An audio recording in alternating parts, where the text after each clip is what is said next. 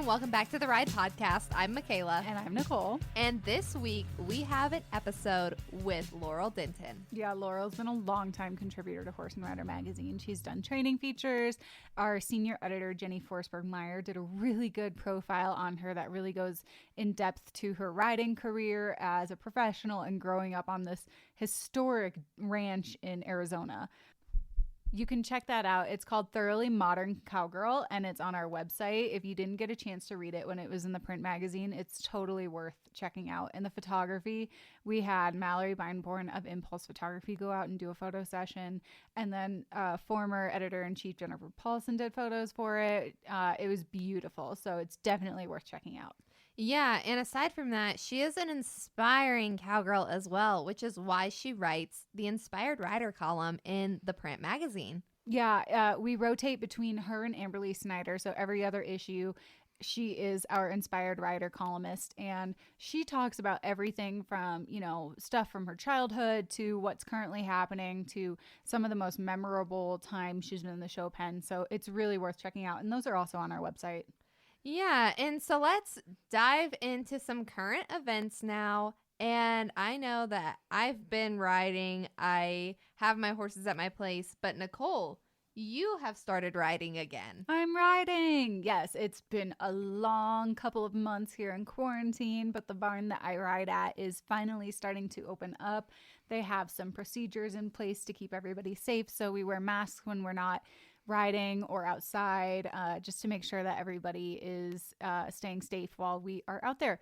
So it was a lot of fun. I went out this weekend and was helping push some cattle around and getting them wormed and all the fun stuff that comes with owning cattle. So it was really nice, and it was just great to catch up with the people that I ride with. Janie Jill Toynton and her daughter Monique and Janie Jill's husband Bill. They're all such lovely people, and I'm so thankful that they let me come ride with them. And so it was really nice to be back in the saddle. Yeah, and speaking of Janie Jill and Monique, we plan to have them on a podcast episode coming up. So stay tuned for that, because they are also really great people. I met them when we did a Horse and Rider On Demand shoot with them, and their horses are phenomenal. And Janie Jill has some amazing stories about her horse and, well, all of her horses, I would assume.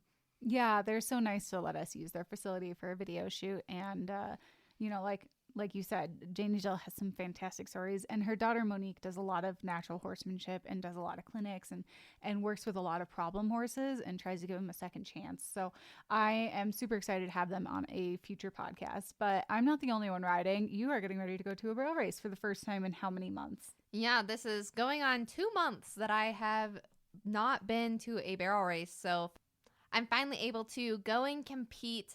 There have been different shows that have been planned and then canceled and then planned and then canceled due to the stay safe, stay at home orders. So tonight looks like it is finally a go. The producers have worked really hard to make not only barrel races, but other events and horse shows happen. So super thankful to their hard work and dedication that they've put into these upcoming events that are going to be a total change of pace for all of us competitors. Like you said, there's been we had a stay-at-home order. Now it's safer at home orders.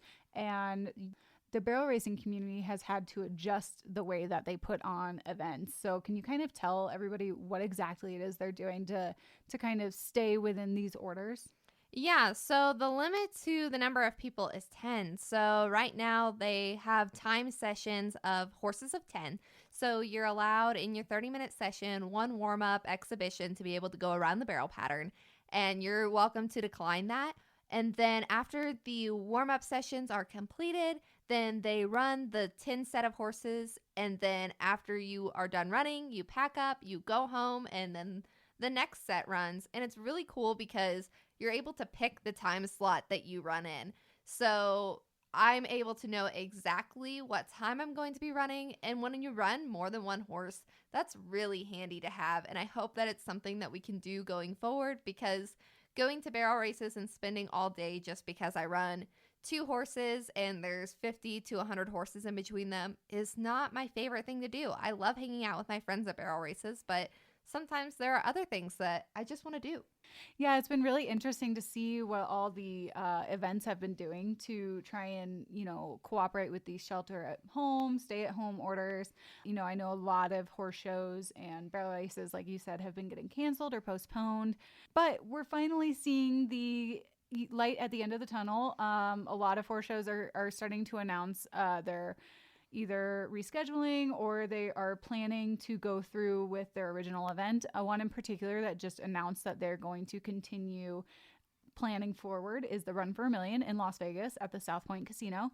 And that is going to be the second year that they're doing this event. And it goes with The Last Cowboy, which is a reality TV show on Paramount Network. And Michaela, did you get a chance to watch that? No, it's in my Amazon watch list, but I have yet to actually sit down and watch it. Yeah, it's produced by the same guy that does Yellowstone, which I know that you've watched because you and I always talk about the current episode whenever the season's going on. Yes, love it. So if you guys haven't checked that out, be sure to check it out and The Last Cowboy. Yeah, so the event with the Run for a Million was to go with this TV show, and like the last episode is the actual event, and you're following these horse trainers as they're preparing for this event where they can win $1 million. And so they weren't sure for a while what was going to happen because obviously a lot of productions have been halted. They're not flying anywhere. No events were going on. So they weren't really sure what was going to happen. But it sounds like the TV show is still going to happen for season 2. And then the event is still planning on going on, which I'm so happy about because they actually introduced a invitational for the cow horse stuff.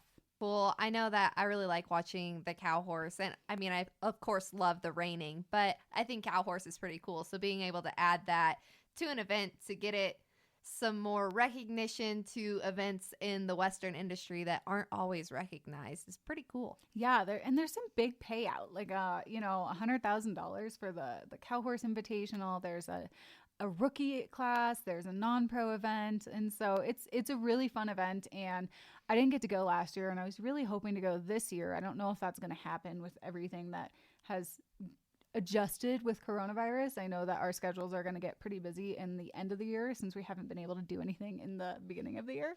But yeah, I was super excited to go to that and see it because everyone I've talked to, and this is from people who are in the media, these are people who are just fans of horse shows and all that, say it is the most fun they have ever had at a show. Really? Mm-hmm. So it's on the bucket list. Yeah, I think I would definitely like to go see it. I mean, who doesn't like Vegas to begin with? I mean, I went to the NFR and that was my fun little trip. I didn't go for work. So I would love to go and go back actually for the Run for a Million as well because I just like to watch different horse events. Of course, I love barrel racing, rodeo, but my heart loves everything Western horse life. Yeah, and it's such a cool event because they get to pick the horse that they're going to compete on and they can qualify with different horses. And then at the horse show, they get to decide what horse they're going to compete with. And so we saw last year some of the really, really popular Derby horses. We saw a couple of really famous studs in the mix. So you never know what you're going to get, but it's going to be the best of the best in that barn. So it's a really exciting event, and I'm glad that it's going to continue on going forward this year.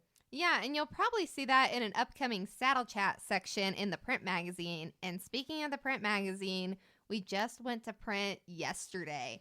So be looking for that in your mailboxes in the coming weeks. Yeah, man, what an issue. It was, I'm super proud of everybody and everything that is in this magazine. We started going through this cycle right as the coronavirus was hitting the United States. And this was a really big change for a lot of people on our staff. We are so used to going into the office and collaborating and working with people. And so as we were starting this issue, we were also packing up our offices to work from home indefinitely. And we still are working from home indefinitely. Yeah, but even though we were working remotely, it came together and it's a really nice issue. Like I just mentioned, the Saddle Chat. I think that's one of my favorite parts of the magazine, this issue. There are so many interesting things, and I think that the coronavirus kind of helped that because we've been able to do a lot more things and we're chatting socially. So be sure to check out that as well as all of the other training and other content that you know and love.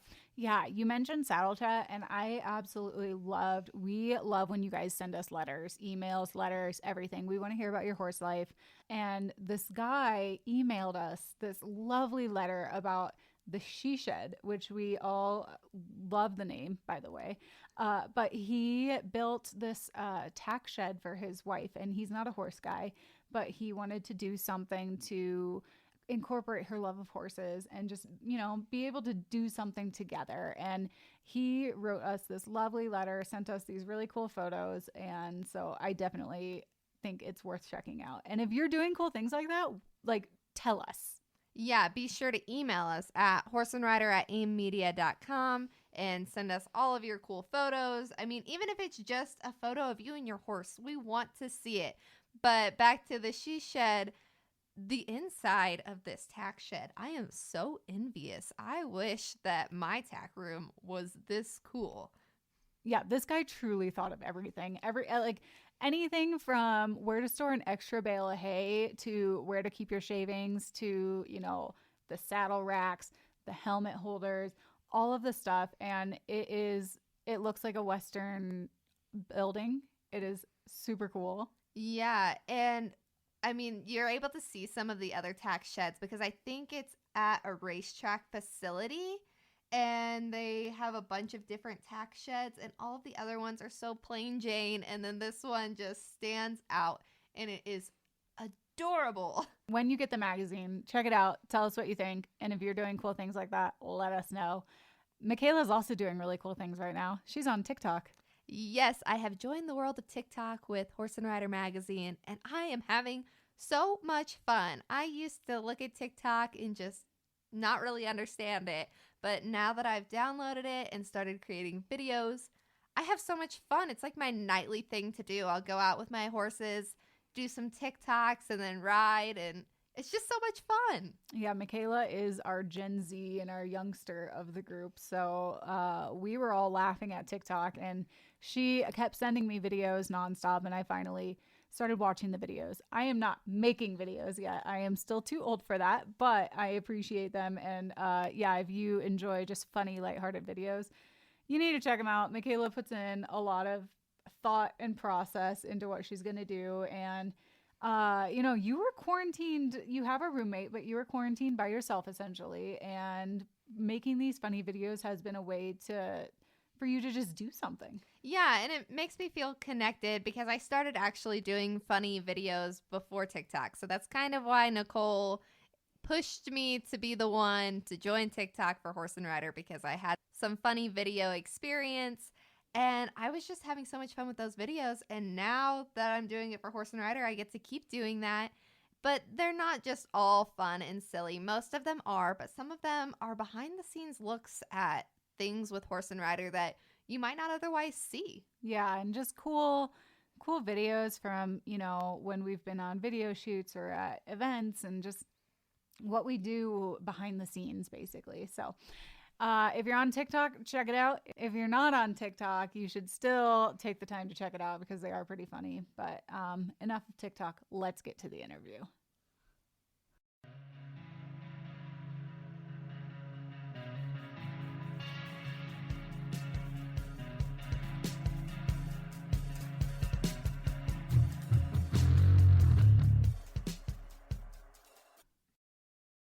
Today's episode is brought to you by Martin Saddlery. And Michaela, I don't know about you, but I have a favorite pair of reins that I want to use on every bridle.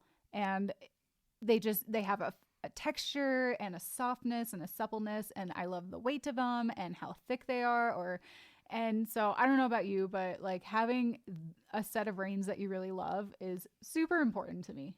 Yeah, I definitely have that one set of reins that no matter the horse, no matter the headstall, no matter the bit, I'm using that set of reins because I love them so much. Although it took me some time to find them because I had another set of reins that were my absolute favorite pair. And even though the pair that I'm riding with now is my new favorite pair and I love them, they aren't exactly up to par with what those old ones were. But a horse stepped on them, broke them, so now I'm using these, but I love them, and it's just so hard to find that good broke-in feel with a set of reins. Yeah, I think that's the worst part about having to buy new reins is that they're stiff. I know I would always spend a lot of time oiling them up, trying to break them in just so I could use them because nobody wants to use really stiff reins. But Martin Saddlery has actually figured out a way to get that nice, old, supple feeling rein right as you get them. And they are amazing. You and I have both had a chance to feel them, and they are soft, they are supple. I love how they sit in my hand. I'm excited to own a pair because I think that they will be the next set of favorite reins in my barn. Yeah, this line features 5/8 inch hand rubbed double stitch variety of Herman oak and Latigo leather. And they're put through Martin's signature process to give them that broken feel, which we all absolutely love. You can check out their website, www.martinsaddlery.com, to get more info on them. And also feel free to reach out to them through Facebook or Instagram. They make quality, long-lasting leather tack in the great USA.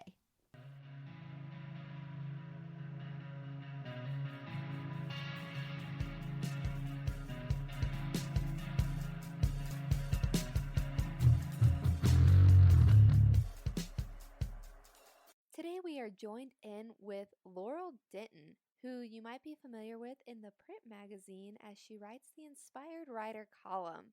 Hello, Laurel, and how are you today? Thank you for joining us. Good, and thank you so much for having me on today. Yeah, thank you. And I think it's really important to mention that you are a longtime contributor to Horse and Rider. You have done training stuff for us. We did a really cool profile on you, which we definitely want to get into and talk to you more about, because I feel like those words, the 2,000 words on paper, are not enough to tell your true story. Well, thank you. Well, I'll say one thing that I have to say before we start, and I want to talk about the Horse and Rider magazine. And it's hard right now for magazines. I mean, you look across all the magazines that are struggling and going out of business, and I think during this time, Horse and Rider has made it a point to step up and become really relevant in today's equine world. And my hat's off to you for that. Oh, thank you. Well, we're just, we're trying to keep up with the times, and especially with like this podcast. This is really new for us, but we're so excited to kind of get to work with people like you, are the professionals who have been in Horse and Rider for years and years, and get to know them on a more personal level, which is kind of what we wanted to do when we created this podcast. Well, let's get started. I'm ready. Perfect. So I think let's start back from the beginning. You grew up on this iconic ranch in Arizona, and you're still there today. So can you kind of talk about your upbringing? Well, I can. So my parents were wonderful people. I was very lucky in the fact that they were both horsemen and cattlemen. But they bought this Bar U Bar Ranch in 1945 after the war. I have a sister that's older than I am. And so I was raised on this ranch in kind of north central Arizona. It's 84 sections. It was at the time. And a section is 640 acres or square mile. And so it was big. We had about 750 head of cattle. And that's what my folks did for a living. They rode every day. They gathered cattle. They took care of the cattle. And that's how I grew up. When I was a senior in high school in 1972, my dad was losing his eyesight. So we sold off three quarters of the ranch and kept part of where we are now. It was just open range, but it was a little bit closer to town. And I wanted to do the horse thing. So that's what we built it strictly pretty much for horses. We still had cattle, only not as much. And so I've been on this part of the ranch since 1972, but it's been in our family forever. The growing up part of the ranch, I mean, I can't tell you, I tell everybody that I'm the luckiest person in the world to be afforded what I was growing up. The wide open country, the beauty of it all, and the hard work and the ethics that my parents instilled in me. And along with that, the horsemanship. They were just both such ahead of their time as far as being great horsemen, because early on they got started in the quarter horse racing, and as a kid, that's what we did. Our horses went to the racetrack, and then in turn, I showed some of them. That is insane. I knew that your ranch was big, but I had no idea how large it was. Wow. You could ride all day long and never get to the end of it, or see another person, especially back in those days, because it was really inaccessible.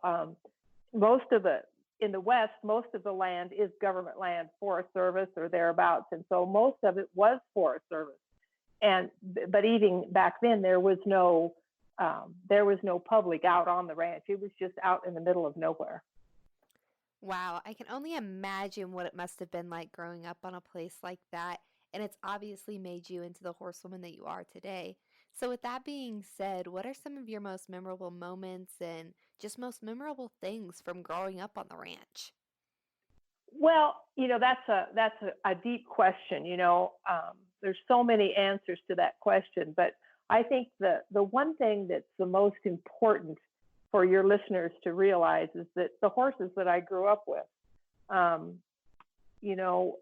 my father rode every day of his life, and it's rough country, it's brushy country, rocky country, and he got the best horses that he could get at that time for the job they did.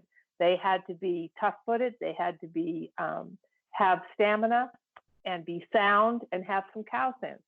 And some of these horses weren't registered. I started out with my first horse, whose name was Roni, and he was the biggest, ugliest individual I think I've ever been around, but he took care of me. And I say, I was probably from 6 to 11. I rode Roni, and my dad would say to me, now you take a little circle over there and I'll meet you in an hour. Well, he trusted that horse enough to take care of me for an hour. I knew what the little circle was, and I'd go and get the cows and come back. And as I got older and got to ride some of the better horses, these were the absolute best horses. I can remember we had a part of an old headquarters on our ranch was 12 miles from where we lived, and we would start out at a trot every morning, and we'd trot our 12 miles, and then that's where we branded our cattle. And at the end of the day, we'd gather all day long and brand, and then at the end of the day, everybody's exhausted, and we would unsaddle our horses and curry them off and give them a drink of water and turn them loose. And those horses would just go berserk. They would buck and run, and they'd beat us home because we would drive home in the old power wagon, and they'd be standing there at the gate waiting for us every single time. And that just, as a kid, that was amazing that horses would do that. So, and the other thing is that, if you're working on a horse all day long, his well-being is paramount. If you lose a shoe, you get off and you walk home. And then that means 12 miles. That means 12 miles. Yes, my dad kept shoeing things with him, but if something happened and you couldn't get a shoe on him, you went home. You always took care of your horse because he was the one that you depended on all day. Yeah, I think that's what makes you such a great horsewoman. You put the horse first, and that really shines in who you are as a horsewoman and as a person in general. So, going back, you mentioned the horses that you grew up on. What do you look for in a horse today, whether you're just riding or competing? Well, so lots and lots of water has gone under the bridge from those days until today, when I'm lucky enough to ride the fantastic world champions that I have. So getting back to a little bit more history, my parents realized that the Ronis of the world weren't going to win me very many trophies. So they got into touch with some of their horseman friends, like Mr. Judd Morse, and he was a AQHA judge, and he was a racehorse trainer. Anyway, he found a horse for me, my first horse. He was an AQHA champion. This horse was absolutely amazing and taught me so much, but they realized that they were going to have to get out of their box and find something different and special that had a more training, a little bit more of everything. So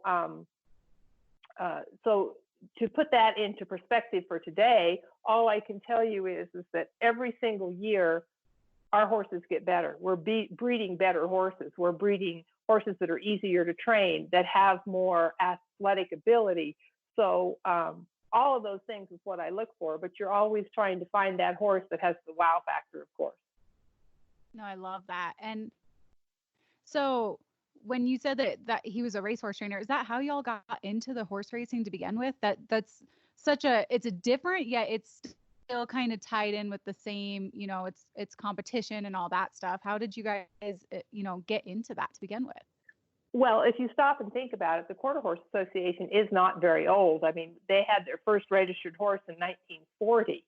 So by the time my parents came to Arizona in 45, 46, they knew they wanted to breed and raise quarter horses. And about the only thing you could do with them at that time in Arizona, especially, was race. And so they started, I mean, that was what the original quarter horse was race bloodlines, even the horses in Texas and the King and horses like that, they derived from those bloodlines, and they wanted speed. They wanted speed to work a cow. So they started racing, and my parents started breeding to 3 bars and Be Sure Now and horses like that. And that's how we got into the racehorse business, and did for many, many, many years, and loved every minute of it. And after my parents passed away, I continued on. I had a couple of race mares that I tried to breed to the best stallions around and condition their yearlings and sell at the yearling sales, because the race horses get in your blood, and it's hard to get out of. My husband, who is a world champion, world-class farrier, he shot at the racetrack for years and years, Kentucky Derby horses. And so the race horses, and they're such wonderful individuals. That's in my blood as well. Awesome. So, kind of going into your riding philosophy, do you think that the racetrack horses shaped your riding philosophy and your horse philosophy? And what is your riding philosophy today? Well, I think that is an interesting question. Yes, the racehorses shaped certainly my routine and my belief in how you care for a horse. Because if the racetrack and the racehorses is nothing else, it's nothing other than routine and extreme knowledge of the horse that you are riding. And they're cared for and with so much detail, and that's what I like to think, is that I love to have a horse and be able to think about what he wants, or what he's thinking, or how he differs from another horse, and then I'm able to cater to that. I've been lucky with my life in the fact that I've had this ranch, I've lived on it, and been able to afford the fact that I don't have to train 25 or 30 horses. I've been able to train a handful of the best. And when you can do that, you can give them the very best care and attention to detail. And that's one thing that the racehorses do offer. And at that time, it's just nothing goes where you don't notice if there's something that doesn't happen. I mean, we check our horses every night at 8 o'clock. We know exactly what they had for dinner and how many poops they have and all of that. But yeah, we maybe carry it a little bit overboard, but that's what we seem to enjoy doing. My training philosophy today, I don't know that there's really a philosophy with training horses. I mean, I love what I do every day. I love the different horses and how they react differently to, today my deal is ranch riding. I also do the cow horse. And I think that the ranch riding is so good for them because it makes them think. It keeps them sharp. It keeps them from being bored. I think horses need to continually have a job in order to be happy. Oh, 100%. And going back to what you said about the racehorses, my family didn't own them, but we had friends who were jockeys and trainers. I'm from the Chicagoland area, and I grew up going to Arlington racetrack. And you're totally right. They had such a routine, and those horses were taken care of to the most, extreme levels. And it's really important to bring into other industries because our animals are just as much athletes as those resources are. Absolutely. And the other thing that we do, and again, I am so lucky to be able to afford this where I live, is our horses are turned out every day. It doesn't matter whether it's raining or snowing or if it's hot or it's cold. They go outside. There's everybody has about at least an acre paddock that they're turned out in, and I think it keeps them healthier physically, and because they're not just standing in a stall. Plus the fact their minds, they can actually be a horse. Yeah, another huge important part that I think a lot of people forget about is it doesn't matter if it's a $300,000 horse or $3,000 horse. They're horses. They need that outside, just to be the animals that they're supposed to be. I think one of the most what's the word? One of the most fun or pleasurable things that I get from, we come from a horse show. We've been at a horse show, whether it's the World Show or the Sun Circuit, and we've been gone. We've been on the road for 10 days or whatever, and we come out and we turn these horses out, and just to see their reactions, they roll and buck and squeal. I mean, they may have been at a horse show and been tired, but they just react so much to being turned out. I love it. And I used to do the same thing with my show horses, and they would do the exact same thing. So I totally know what you're talking about. But going back to your horse show experience and growing up, you did a lot of events. I mean, outside of the horse racing, if I remember correctly, you did the all around and everything that went into the horse showing stuff. Can Well, you I kind of did. elaborate on what all you did?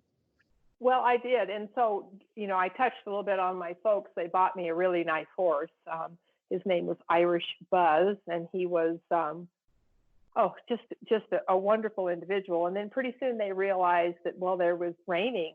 And so I got a reining horse, and they took me for lessons to Jim Paul Sr. And then pretty soon there was the cow horse, and then I got a cow horse. And along the same time, I'm showing horses from the racetrack that had been on the racetrack. I was showing them in horsemanship. I was running them in barrels and poles. And these are horses that my parents had bred. That when they started the youth activity program, and that's what we always called it, was the youth activity program, it was the points for the shows, the all-arounds, were counted for the youth. It didn't matter whether you showed one horse or 5 horses. And so that's what my parents did for me. They hauled about 5 or 6 horses to the horse shows. And I showed in every class, and the shows that offered the English classes is what we called them in those days, and the over fence classes, well, they found me a very competent equestrian that knew her hunters over fence stuff. And they found me a horse. He was actually an old ranch horse, kind of a retired ranch horse, but he would jump anything.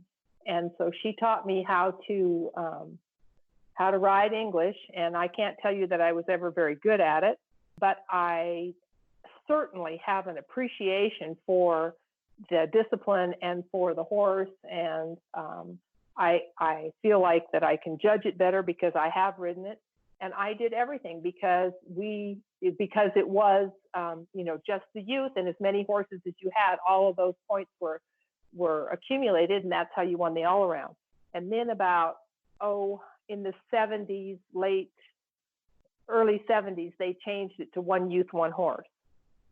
And that's when things changed for me, because I'd always had different horses, because I kind of got away from the showmanship and the trail and started towards the reining and the cow horse.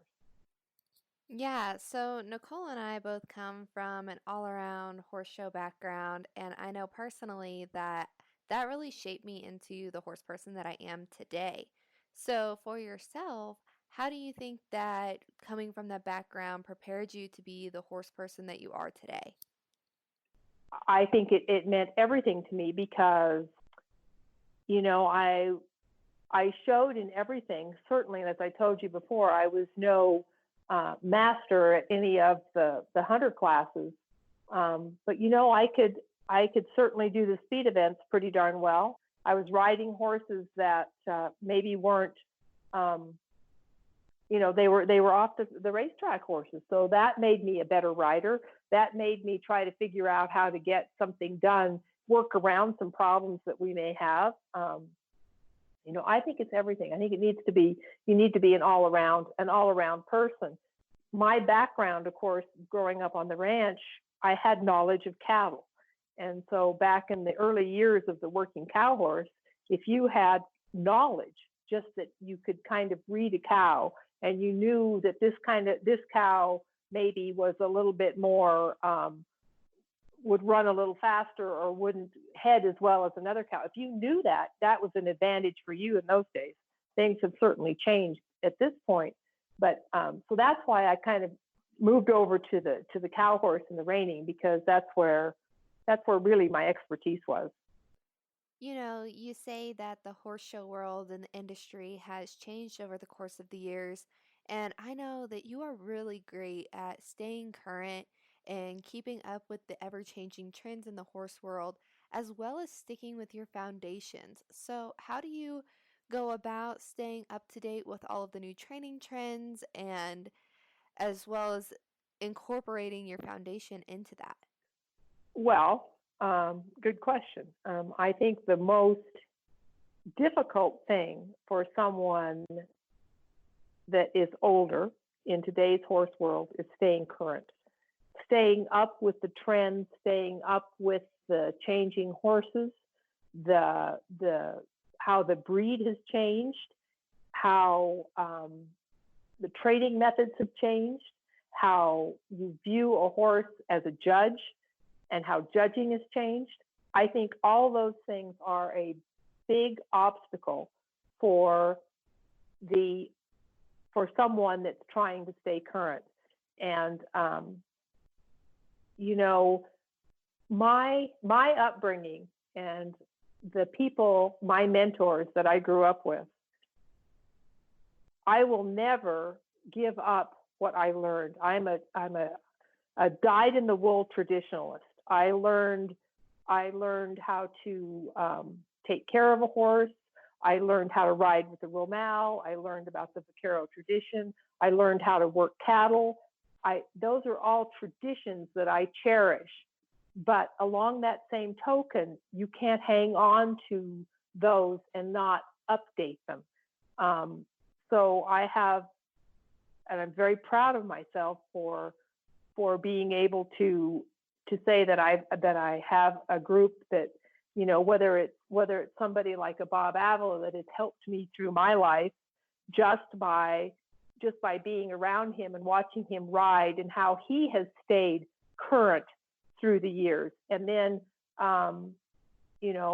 in recent years, I've gone down and to Corey Cushing and to Shad Parkinson. And these young guys helped me and helped me to stay on top of things and how the working cow horse world is progressing to a complete science. And I wouldn't miss it for the world. I mean, I think it's a wonderful thing. And I think it's so important, like I said, to stay right up on top of things. And the ranch riding, the same thing. I mean, the ranch riding continues to get better every year. I hope that I've had a little bit to do with that. But again, it's just because we have better horses, our breeding program is better, and our training is much better. Yeah, I have to say I'm very envious of your background with the traditional working with the cattle, learning how to ride in Romels, all that stuff. I came from a very heavy competition all around background and recently started getting into the cow horse stuff, and it's amazing how different it is. And I'm so envious of the way that those horses go around, especially the ones that are, in those, the two rein and I mean the spade bits. And it's insane to me. And I'm still trying to learn how to read cattle, and my gosh, it's hard. Well, it is, but good for you, good for you. And it's, the way I look at it is, you never stop learning. So you understand that. I mean, it's when you stop sharing ideas, that's when I think you get stagnant. And I will say one thing. When I was growing up, you didn't ask questions. I wish that I had my parents now that I could go back and ask all these questions to, because when you were young, you didn't ask questions. When you were young and somebody was helping you, you did what they told you to do. You didn't ask why. So these trainers today, they don't have that. Everything has changed. There's so many ideas out there. It's all about sharing ideas. And well, I tried this, and if you do this, or maybe try this bit, everybody's much more open to sharing ideas and talking about working out their problems. It wasn't that way 30 years ago. And that's I think the most exciting thing for the young trainers today is they have that all at their disposal. Yeah, I love that. And I've been learning the cow horse from friends of yours too, Janie, Jill, and Bill Toynton. They are so nice, and they let me come ride their cow horses. And I'm so thankful that they let me. I mean, they had Don Murphy over, and they let me just come ride and help. And like, I'm so thankful that they allow me to do that, because I can't afford a horse, and this is the only way I could ever do something like this. So it's just been an amazing opportunity, and I'm so excited because the all around stuff, I did it for so long, and I got burnt out, and now it's so much. Like you said, you never stop learning. I've learned so much just in the last 8 months of trying to do this stuff. Well, I think I have a definite respect for the all around side. Don't get me wrong, I absolutely do. I know that at this point in my life, I don't have the patience to teach it or to show it, because you have. I mean, I'm used to going into a show ring. And so what I do in the cow horse in today's world, it's very different, definitely a young man's sport. And so if I thought that it was kind of a preset situation when I went in, and there wasn't a lot of scoring to it, or there wasn't a cow to level the field, I don't know that I'd be out there showing in the cow horse every weekend, because you're going to get beat. But that cow is the great leveler. And every now and then, a Corey Cushing's going to draw a bad cow, and I'll be able to beat him. That's what keeps the cow horse people so enthusiastic and so can't wait for the next show, because you never know what's going to happen. It's a very humbling experience, that's for sure. I did not learn how hard it was to sort out and pick out the cow you want until they asked me to grab the brown cow, and I could get every black cow out of there, but not the brown one. It's very humbling, to say the least. But going back to your upbringing, when did you decide that you wanted to do this for a living? I mean, obviously, it was kind of in your blood to stay in this industry, but like what, some kids that grow up in the lifestyle that you did decide to go a complete 180 direction. What changed? What kept you involved? Well, I continued showing my whole life. And we were raising horses, and I was riding the horses and training the horses that we raised. And we were kind of phasing out of the race horses a little bit, and I was really getting back into the cow horses. But along all this time, I was riding my own horses, and never really, I was lucky enough that I wasn't having to train for a living per se. I was just enjoying the ride. My mother was sick. She had emphysema, and I took some time off to take care of her. And for about 10 years, I stayed really, really close to home, and didn't really go to a horse show. And when I got married to Barry, my husband, and we were together for a few years. So this has been, 20, 25 years ago at least. And, he's the one that said to me, well, you need to start showing again. And I said, oh no, that it kind of passed me by. It's kind of, I've been out of it too long. And he said, no, you haven't. We go do this and go ride with this and go ride with Bob and let's find, and he really pushed me back into it.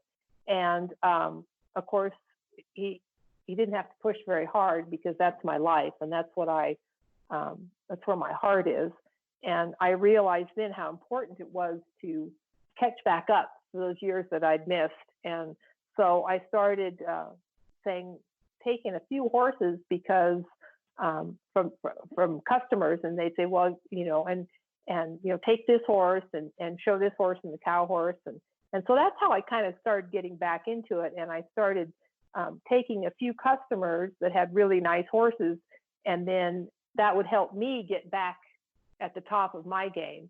And, so that's probably been about 20 years ago that I started training for the public. And again, I've only had just a small clientele, but we seem to always have the most amazing horses.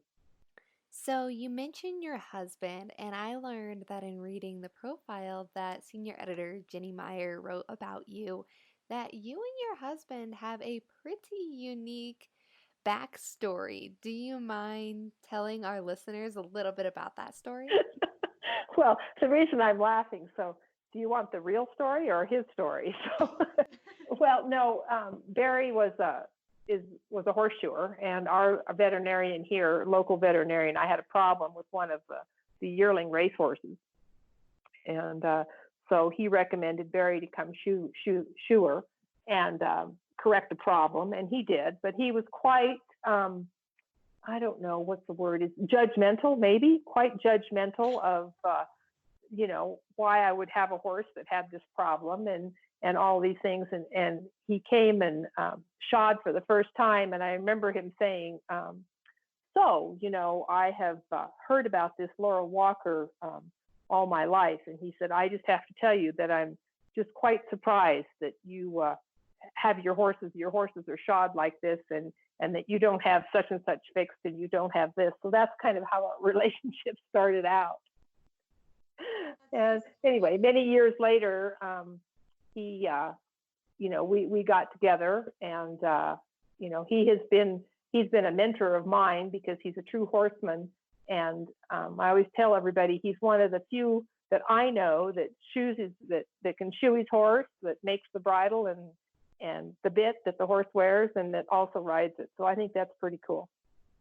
Not only is he a talented horseman, I feel like we have to give him a little shout out because he has also written and done photography for Horse and Rider. And he writes some articles for some the New Mexico Stockman and things like that. And his photography, he's getting pretty well known for his photography. And, like I told you before when we started this, we're just, both of us, I mean, we are so lucky because we get up every morning and get to do what we want to do. So you mentioned that your husband's one of your mentors. Who else would you consider your mentors throughout your journey? I'm sure there's more than you can probably remember off the top of your head, but who did you look up to? Well, like I told you when we first started, my parents, and as you're a young kid, you don't realize the impact that your parents have on you. And the older I get, the more I am so appreciative of the foundation that they gave me. And of course, one of the very first trainers I had was old Jim Paul Sr. And he was, he pretty much taught me everything that I know. And so when I was, I don't know, maybe 14 or so, and I don't really know why, but my parents let me spend the summer with Tony Amaral. And that was a wonderful experience. I mean, Tony was absolutely the best. And then a little bit later on, Don Dodge spent a couple of summers at our ranch, and I got to work with him. And of course, that was just so spectacular. And the whole time that I was working with him, I kept telling myself how sorry I was that I didn't get to work with him when I was younger, because he was, again, he was the consummate horseman and cowman. and those are not really very many anymore. And I mean cowmen, as far as not working cows in an arena, I mean knowing cattle inside and out.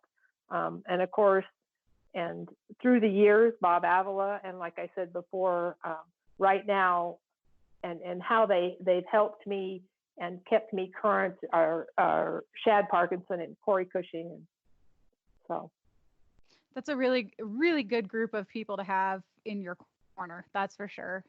Like, a lot of them are horse and rider contributors or have been in the past. And yeah, what a group of horsemen and women to have around you. Yeah, I've truly been blessed. So you mentioned a lot of the professionals that you worked with, but as a professional yourself, being a female in an industry that's very male dominated, what was that like? Were there any struggles that you came across as a female? That's a very hard subject for me to answer, because I don't think that there was any difficulties. I mean, yes, it might have been difficult because there weren't very many of us. There weren't a lot of female women trainers out there. And not in my world. I don't care whether you're talking horse racing or the 100 jumper world or whatever it was. There just were not a lot of women trainers. And in typical equine world, I mean, we never said or talked to each other and said, well, how come she's not a trainer? We women have, it was just never, ever talked about. And I think that myself personally, I think that I just knew that I had to try to present the best horse that I could, the best maneuvers that I could, present the best picture, be overall the top of my game. But I never had a problem with that. And I never had a problem becoming a judge or anything like that. Do I think that that in the beginning, I mean, people like Sandy Collier and those women that were at the very forefront of the working cow horse world, did they have a tougher time getting a higher score? Probably.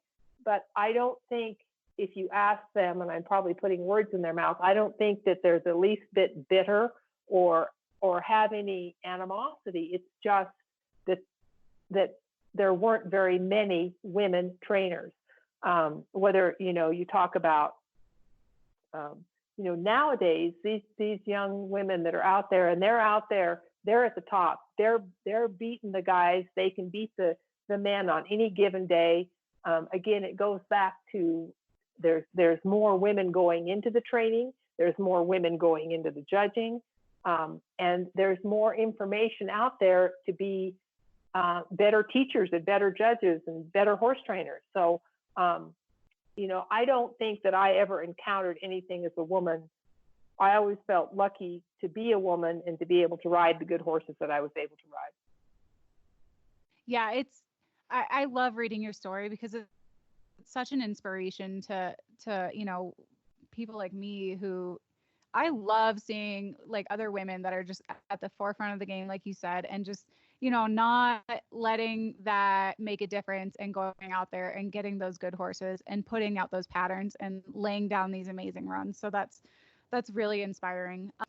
So going back through your whole career, and it could be from last year or it could be Roni from your childhood, what are some of the horses that you credit for making you the rider that you are? Like, what about them made them special? Well, I told you about my first horse, Irish Buzz. He was he was a great horse. He knew it all.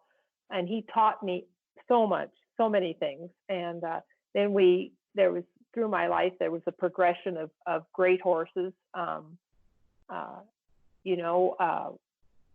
as I started getting back in the more current years, one of the first horses that we got was a horse called Little Black Shiner. He was by Shining Spark, and he had he had won the, excuse me, I think he was third at the reining fraternity. Todd Bergen rode him, and then they started his cow horse career. And then we got him, and we still have him today. I think he's 24. He's out in the pasture and just an amazing individual. And I got a horse in, not very many years ago, maybe 10 years ago, a horse called Smokin' Like Hail. He was by Shine Like Hail. And I had gotten him from Bob Avila's program, and he had gone to the NRCHA futurity. And I showed him, and he got me back on top in the reining world, which is moving so fast and becoming such a precise, beautiful event. You know, so that was a wonderful thing. That was a great thing for me to be able to ride that horse at that level. And then we got a horse called, and I still have him and still showing him. His name's Lena's Last Time. Corey Cushing showed him at the NRCHA futurity, and this is when we call him Smithers, and when I got Smithers, he, just had the cow horse background. And it was along about that time that the ranch riding was really starting to get big and get popular. So I started showing him in the ranch riding, and he's a little horse, but he has a big stride and a wonderful look, and he's just fantastic at it. Right now he has about 250 ranch riding points, and he has over 100 cow horse points. And I would love to get his superior in the reining before I quit on him. So he's been a horse that has been able to change over and do the ranch riding and the cow horse at the same time. And then, of course, I got Light and Lucky, which is the horse that I won the World Show on, and I was second. I was reserved last year, and he's by Light and Fine, and just the world's most spectacular horse, looking and riding, because he's so feely. He's the one horse, modern day horse, that I have that literally, when I tell you, all I have to do is think it, he does it. Yeah. And we have shared, I'm pretty sure we shared on Facebook your winning run on him, and he's stunning. Well, thank you. And he is, he truly is, he's just an amazing horse. And his owner, Nancy Gillette, has been showing him this year, and he's just making the change to being a non-pro horse and an open horse with flying colors. Kind of segueing into the ranch riding stuff, the ranch riding is still a fairly new event, but I think it's safe to say it has exploded. Like, everybody wants to do this class. Can you kind of talk about first of all, what attracted you to doing this event, but the importance of having an event like ranch riding in these horse shows to kind of keep the more traditional Western stuff alive, I think? Well, it is. And what attracted me to it is, I think that when the class first started, it was, I'm not so sure that AQHA fully realized how the impact it would have. I think that they were trying to find an alternative to the Western pleasure class. But when it got off the ground, and it just got a life of its own. And it became the fact that, okay, here is this horse that has beautiful movement, that is well behaved, that is well broke, that can execute these maneuvers. And as people saw it and saw the size of it, they realized, I can do that. You don't have to have a trainer. I don't have to have somebody to help me make a +1, those spins at lightning speed. I can go out there and I can work with my own horse. Yeah, maybe I need to get some help, but then I can go home and work on it myself. And I think that's been the beauty of the ranch riding is that you have horses that are natural movers. Okay. I don't care whether a horse, and I'm just talking about this too on another web thing that I'm doing is I don't care whether a horse travels with his head down, or travels with his head level, or travels with his head up. whatever's comfortable to him. As a judge and as a trainer, you should appreciate that horse's level no matter what it is, as long as that's where he wants to be. That's so awesome. And we know that you're a judge for the ranch riding. And with the COVID-19 situation, we've been seeing a lot of different creative ways for how people are continuing to show. One of the things that we noticed was that you are judging the ranch riding in the virtual horse show with Charlie Cole. And we wanted to get your opinion on how good it's been for the community and just how it is to judge a show virtually and just what everything about it is like. Well, I think number one, I think that the what I'm part of, the virtual horse show that Charlie Cole started, I think is brilliant. You know, he's involved in the Western riding and the showmanship and the horsemanship and the things like that. And that's kind of how he started out on his page on Facebook. And the response was so amazing, so overwhelming. I mean, so he would have 150 entries within 24 hours.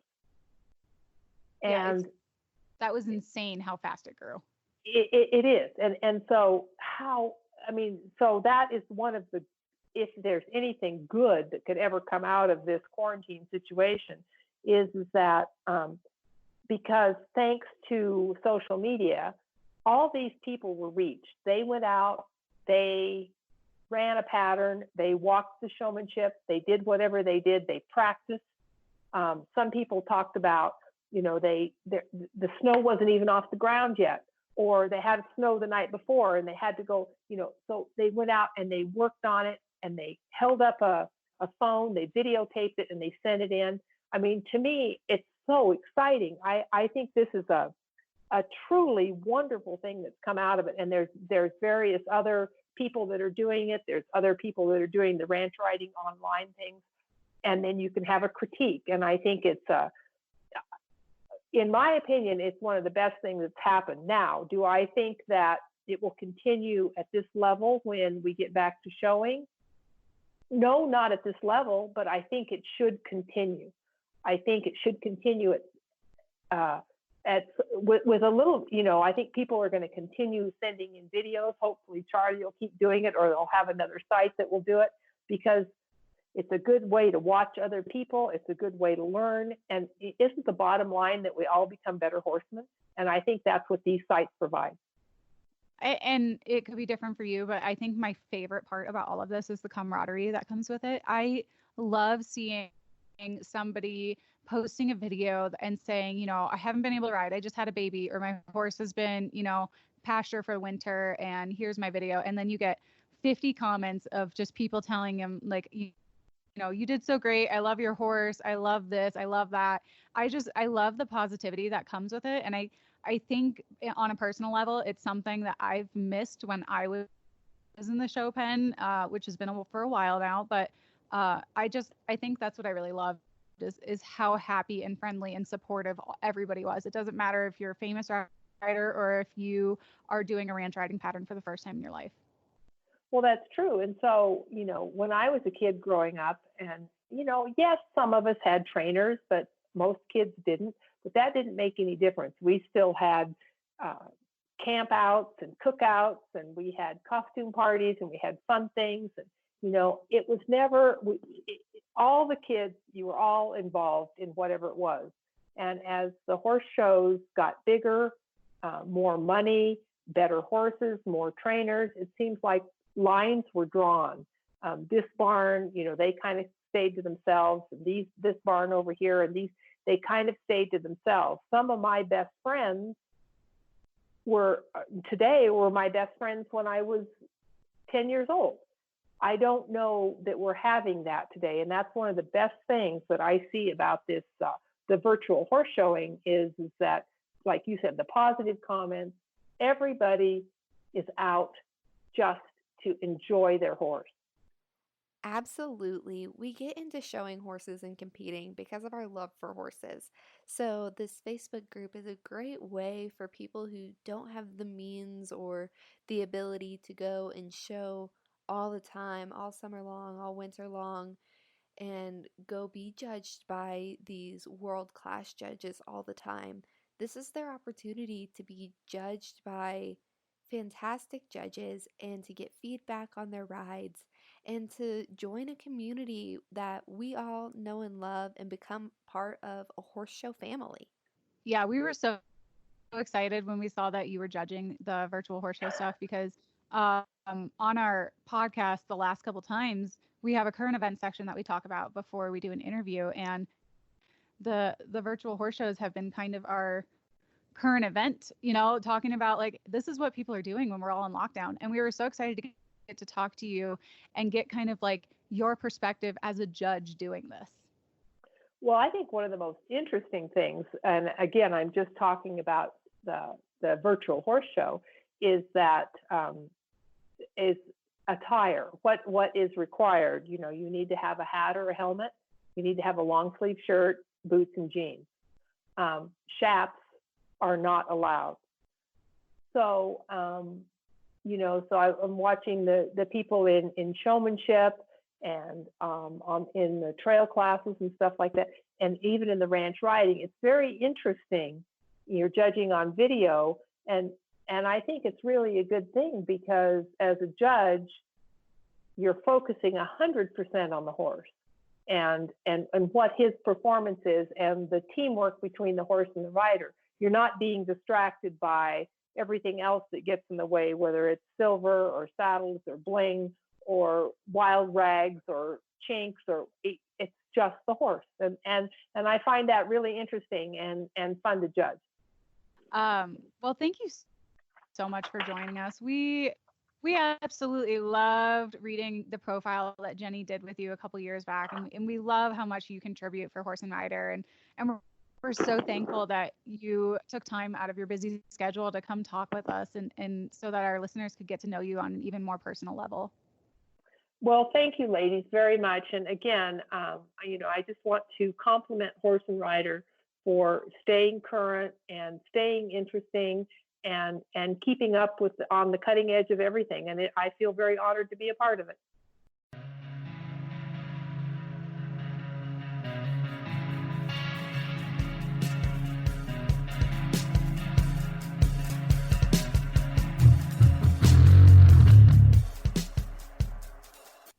And now it's time for our Time to Saddle Up segment, which is where we talk about our favorite product or just something really cool that's going on in the horse industry that we're really liking right now.